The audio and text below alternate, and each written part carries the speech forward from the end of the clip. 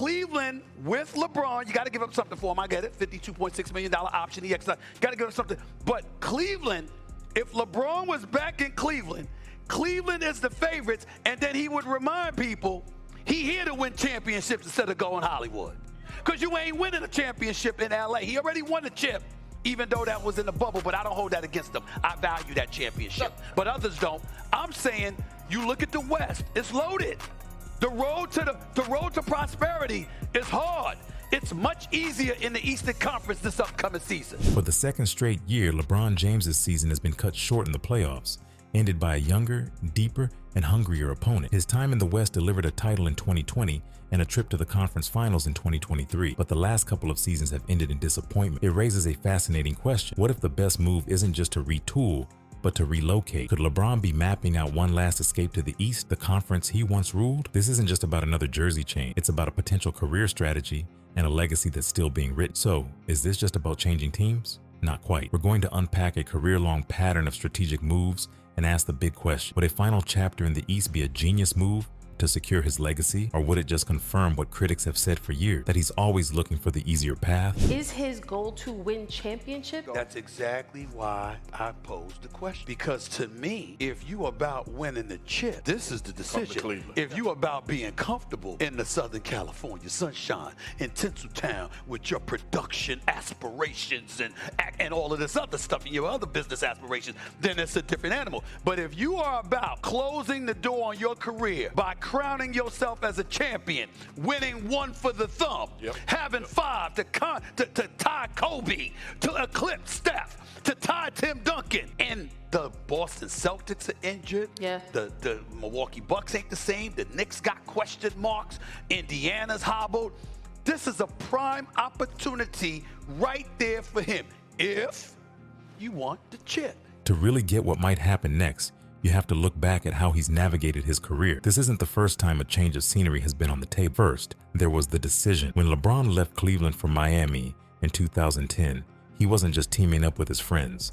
He was moving to a conference he knew he could control. The result? 8 straight trips to the NBA Finals from 2011 to 2018, a run of conference dominance we'd never seen before. Then, after 4 years and 2 titles in Miami, he made a celebrated homecoming to Cleveland. He was returning to a familiar conference that many felt offered a clearer path to a title. He made good on his promise, bringing a historic championship to the city in 2016 and cementing his legend. And that brings us to his latest chapter, the move to Los Angeles. Coming to the West was sold as conquering a final frontier, a bold move to build his brand and take on the league's tougher hat. But after the high of the 2020 bubble championship, his Lakers tenure has been a mixed bag, with a couple of deep playoff runs, but also some frustratingly early exits. This whole escape theory hinges on one big idea: the West is just tough. LA, you know, that's Kobe, Magic, Kareem, and cats like that. They'll never embrace him like that.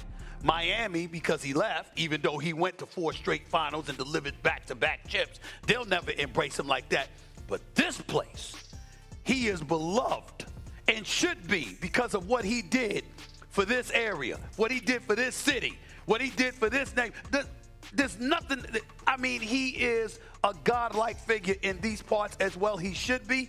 And to come back here, because they got a crew that's capable of winning a championship. For much of the last 2 decades, that has often been the reality. It's what Stephen A. Smith calls a meat grind, a conference crowded with powerhouse teams like Denver, a rising Minnesota squad, and a young, dangerous OKC. This is where the theory gets juicy. Stephen A. has argued that LeBron's best shot at another ring is to go back to Cleveland. His thinking is pretty simple. If you add LeBron to a talented Cavs roster with Donovan Mitchell, they could instantly become the team to beat in the East. While the Cavs have hit a wall in the playoffs recently, the idea is that LeBron's experience would be the missing piece. The road through the East just seems to have fewer roadblocks. So if he did go back East, what would that mean for his legacy? This is where things get complicated, and you'll find 2 very different schools of thought. On one side, you have the pragmatists. They see a return to the East as a smart strategic move for a superstar who'll be turning 41 during the 2025-26 season. LeBron ain't a long-term plan. So again, they're not in but so much of a position to be choosy if he wants to leave.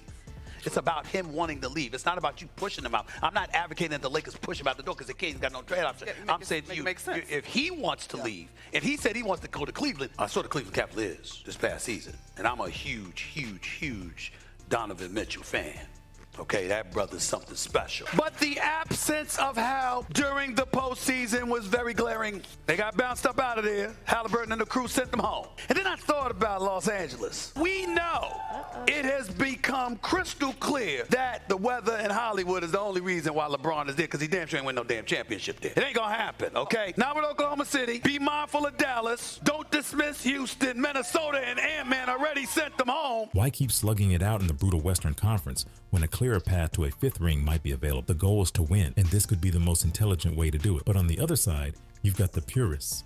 They argue that one last run to a weaker conference would feel like an admission that the West was just too tough. It would feed the narrative that his most dominant years, those 8 straight finals appearances, were only possible because he was in the East. Michael Jordan played his entire prime in the Eastern Conference, never leaving to find an easier challenge. And Kobe Bryant, the very icon LeBron followed in LA, was a Western Conference warrior for his entire 20-year career. For this camp, another move east wouldn't be a storybook ending, but a calculated chase for a ring. It all comes down to this. His legacy is hanging in the balance. We've seen his history of calculated moves, the perceived difference between the two conferences, and the completely opposite ways you could view a potential move. A return to Cleveland or another Eastern team would be more than just a homecoming. It would be a final strategic bet on his career. So I have to ask you, would this be a savvy final move for a king trying to find the smartest path to one more title? Or would it be a retreat from the ultimate challenge, an acknowledgement that the West was, in the end, too much to handle? Let me know what you think down in the comments.